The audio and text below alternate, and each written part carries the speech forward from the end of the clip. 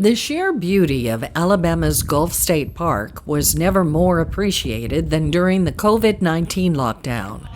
Park District naturalist Kelly Reitz says keeping the park open was a priority for the coastal community. So when COVID happened and our state was shut down, a lot of people had to quarantine at home or stay at home. Just not getting out. They weren't doing the same old thing, going to baseball practice together, or school together, and community members, families, they started utilizing our trails, and we wanted to keep the park open for that so that we could be that support and encouragement for our families.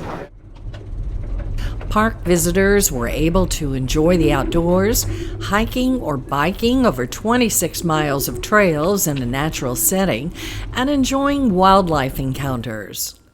Visitors could find tortoises grazing near the paths, armadillos foraging for insects, and even view an alligator in its natural habitat. Jeannie Carpenter of Georgia has been coming to Gulf Shores for the last 20 years. Hey, my name is Jeannie. I own a condo in West Beach at Crystal Shores West. And if you come to Gulf Shores, if you're not getting on these trails on your bike, you're really missing out on a treat. And when you're here, you've got to check out the legend, Miss Lefty. And she is pretty amazing. She's normally down pretty much 80 or 50% covered up in the water. So this time is a real treat to have her. So you can really see how big she really is. When COVID shut down the beach, my husband and I came to our condo to do a lot of painting, and we were training for an incredible hiking trip to Glacier.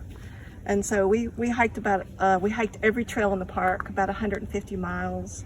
We came here every night to practice hiking and getting in shape. And it was like, wow, this is really a great park. And so now I bring my own bike, and I'm really having a great time. On September 16 of 2020, Hurricane Sally pummeled the Gulf Coast, washing away a section of the newly renovated Gulf State Park Pier. Kelly Reitz told a group attending the Gulf Shores Orange Beach Winter Lecture Series that the hurricane severely damaged the park cottages and other structures and literally demolished the cabins. So these cabins were built in 1980 after Hurricane Frederick happened in 1979. So they're getting kind of old. I thought they'd do fine during the storm. They did fine mostly. We lost 2 of them during Hurricane Ivan. But in this storm, they actually looked like the Hulk came along and punched the east side of each one of them. So we lost half of the roof or more on most of them. And then the sides were literally pushed in like this.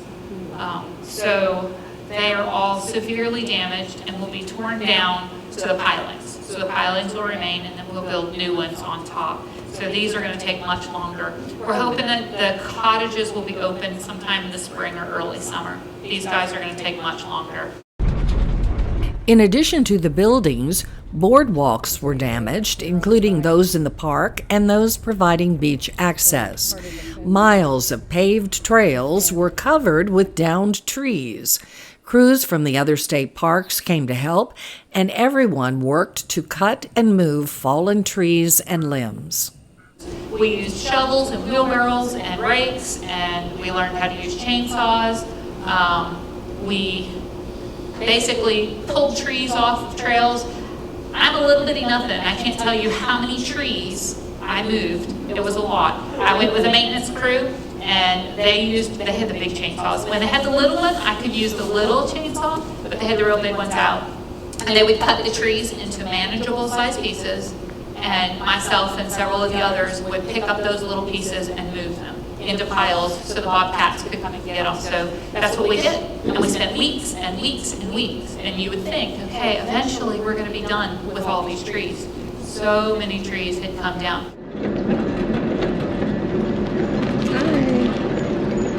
The majority of the trails are open, and the campground is now thriving. This spring, the area around Lake Shelby across from the Gulf State Park Lodge is undergoing some changes, including a new playground, parking areas, and a new dog park. we're moving the dog park. So if any of you have used our dog park, it was on the end of Lake Shelby picnic area. Now as you drive in, it's more into the lake area.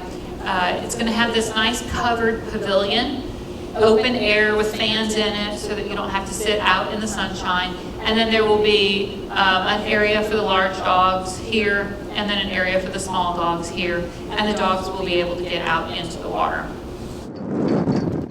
As the new spring break and summer vacation seasons approach, visitors will see some new parking kiosks at beach access areas. Those new parking fees are one way for Gulf State Park to continue to thrive and help support other Alabama state parks as well.